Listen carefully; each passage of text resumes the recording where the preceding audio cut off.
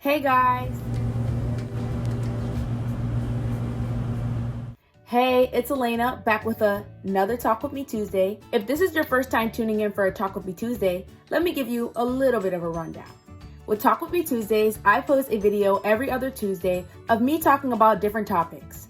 Things as serious as racism, homophobia, and misogyny, and things a bit more chill, like music, fashion, and television. In this Talk With Me Tuesday, I will be talking about a serious topic.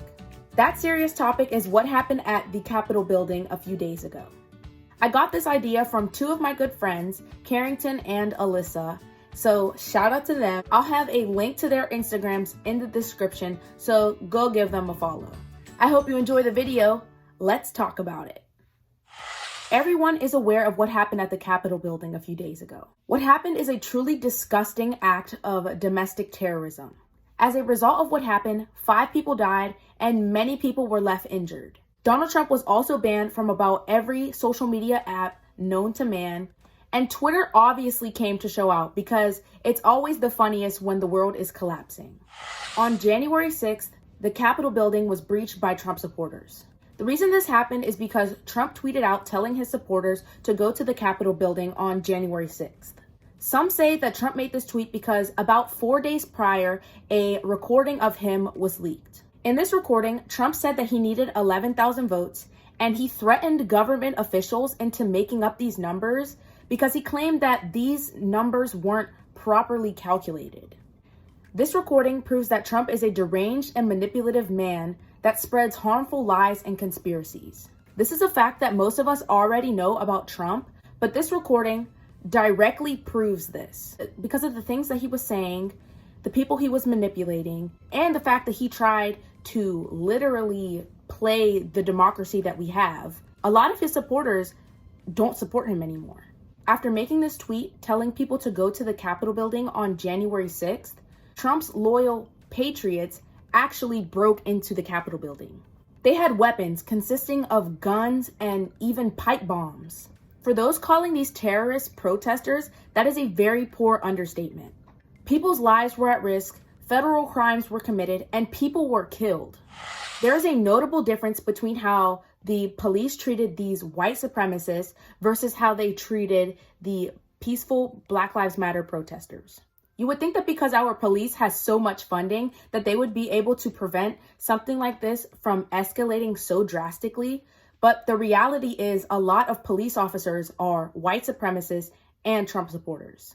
One police officer was seen taking a selfie with one of these white supremacists. And if that isn't direct proof of the connection between police and white supremacy, I don't know what is. Another police officer was seen helping a woman down the Capitol steps as if she didn't just break into the Capitol building and be a part of the chaos that left so many lives in danger. Things were stolen out of the Capitol building. And for those who don't know, that is a federal crime. And the consequence of that is about a 10-year prison sentence. Trump even tweeted about this fact during the Black Lives Matter protest because those protesters were dangerous criminals. Funny how the Black Lives Matter peaceful protesters were antagonized as being terrorists. But when it's white supremacists being the actual terrorists, they are simply protesters fighting for their rights. For these white supremacists claiming that they love the police so much, they surely disrespected them without even a single care in the world. And that proves that it's not that they love the police so much, it's that they just hate Black people. The Trump supporters would not back down and leave the Capitol until their Lord and Savior Donald Trump told them to go home. But while Donald Trump was telling these Trump supporters to go home, he also spewed lies saying that he won the election in a landslide. And he also told them that he loves them so much because don't we love domestic terrorists?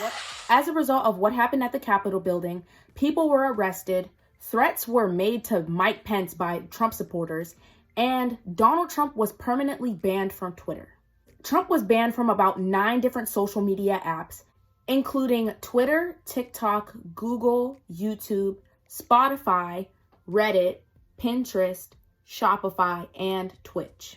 This happened because the people running these apps realized that Trump's words were very dangerous and harmful to the well-being of everybody in this country. In my opinion, I feel like they should have banned Trump from Twitter a long time ago, from when he tweeted, "When the looting starts, the shooting starts," during the Black Lives Matter protests. And for those people saying that banning Trump from these apps is taking away his freedom of speech, obviously don't understand that the things that he says on a regular basis actually rev his supporters up to commit violent acts against innocent people. Hate speech is not freedom of speech. The last thing I want to talk about in this video is about how surprised some of y'all are about what happened at the Capitol building. For those of you being truly surprised, it honestly shows how oblivious you are to the things that are happening today and that happened in the past. It also shows the privilege that you have to be able to block out the different things that led up to this, and also the other things that happen to people on a regular basis. White supremacy isn't anything new, and neither is Trump causing chaos. If you really care about things like this happening in the world, I want y'all to educate yourselves and be aware of the things that happen, and not only post things just because everybody else is. Especially when you have openly racist friends that you never confront.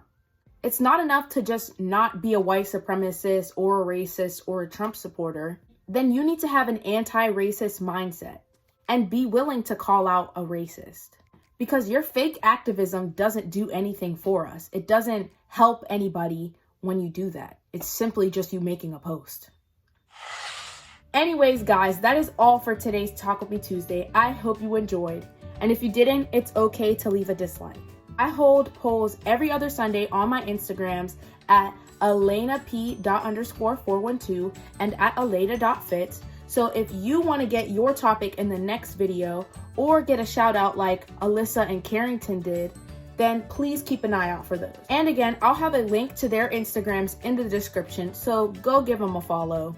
If you want to see some more content from me, don't forget to like, comment, and subscribe. And also, don't forget to be safe and responsible. Bye. Hey, I'm doing the outro. Hey, I'm doing the outro. Hey.